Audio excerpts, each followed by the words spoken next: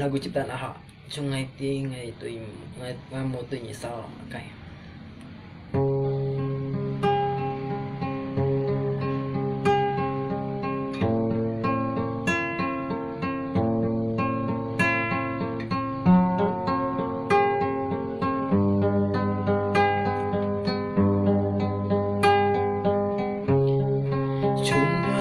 ngày gian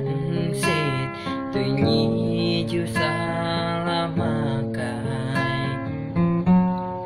cầu mai pujan siken nhi boy shong oi loi li khoi ngai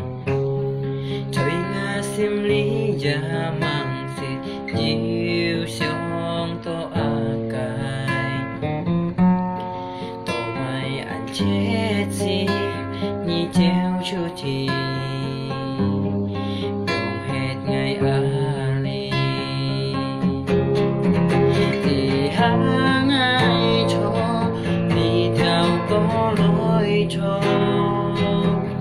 hết trên xít nhi ơi dòng con thì phong mẹ ăn chút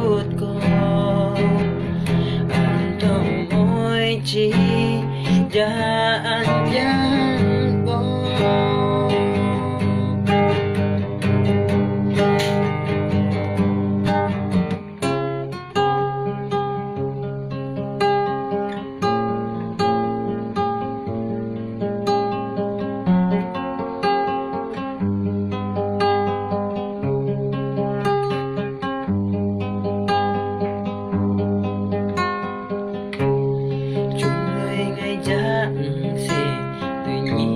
dù xa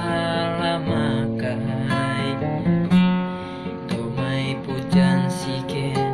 nhi boy shong oi loi li khoi ngai choi nga sim li ja mang